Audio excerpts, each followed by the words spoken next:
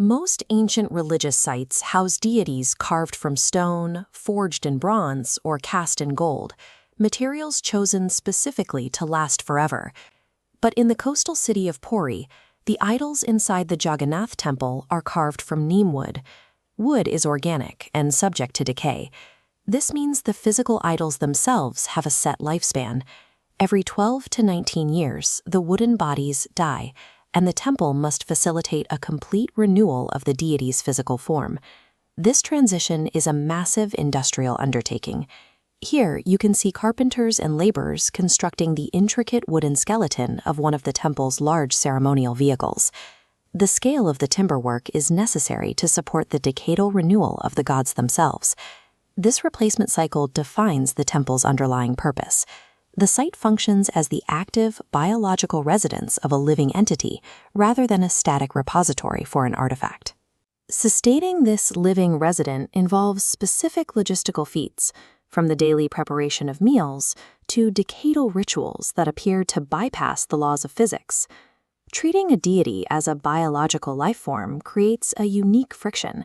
It forces ancient religious practice to interact with empirical observation, leading to results that science has yet to reconcile. The scale of the architecture is the first anomaly. This is the 65-meter-tall main dome of the temple. Curiously, despite its massive size, researchers have noted that the structure casts no shadow on the ground at any time of day. Above the spire, the airspace remains empty. Birds and commercial aircraft mysteriously avoid flying directly over the dome, creating a vertical dead zone in the local flight paths. Even the flag atop the massive dome, the Patitapabana, completely defies local meteorology.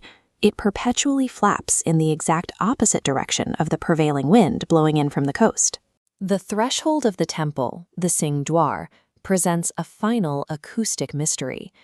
As devotees cross this gate to enter the complex, they report a sudden, total change in the environment. The roaring sound of the nearby ocean is clearly audible outside the gate, but the moment you take a single step inside the Singh Dwar, that sound instantly vanishes, replaced by the silence of the inner complex. From silenced oceans to missing shadows, these physical anomalies form an inexplicable barrier, isolating the inner sanctum from the rules of the outside world. To maintain the deity's biological needs, the temple operates an 11th century kitchen designed specifically to prepare his daily meals. The operation is massive.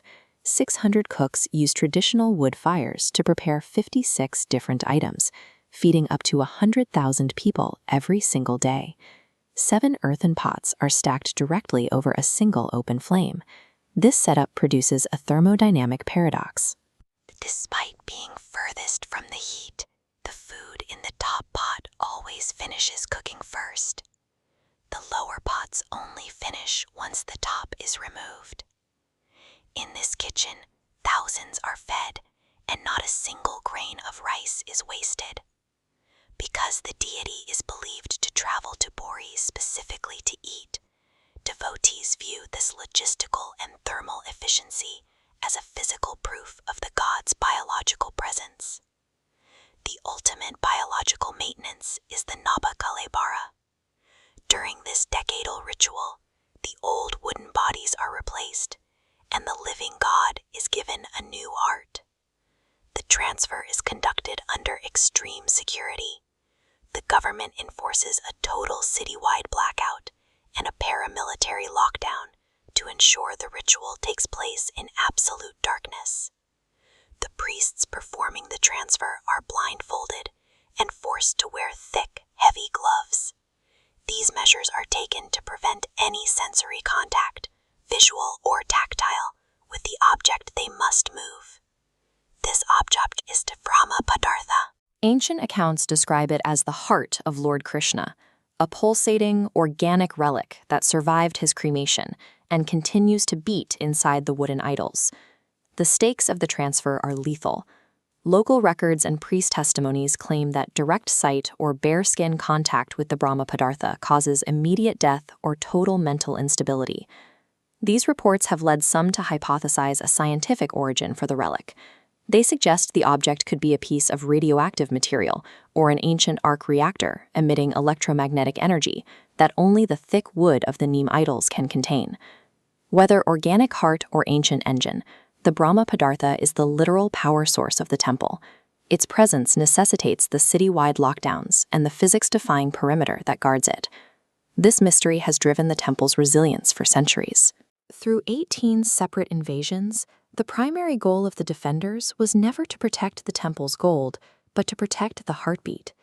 Devotees risked their lives to smuggle the Brahma Padartha into secret mountain caves and coastal jungles, ensuring the living god remained alive even when the temple itself was under siege. You can see the result of that endurance here. This is the 75-meter Parikrama corridor, a modern infrastructure project built to safely manage the millions of devotees visiting the site annually. While the exterior has been modernized to handle massive crowds, the inner sanctum remains an impenetrable black box, untouched by modern technology or public view. The Jagannath Temple persists as a rare point where the measured world ends. If its central engine truly is a force that cannot be explained by physics, its power may come from the very fact that it remains hidden in the dark.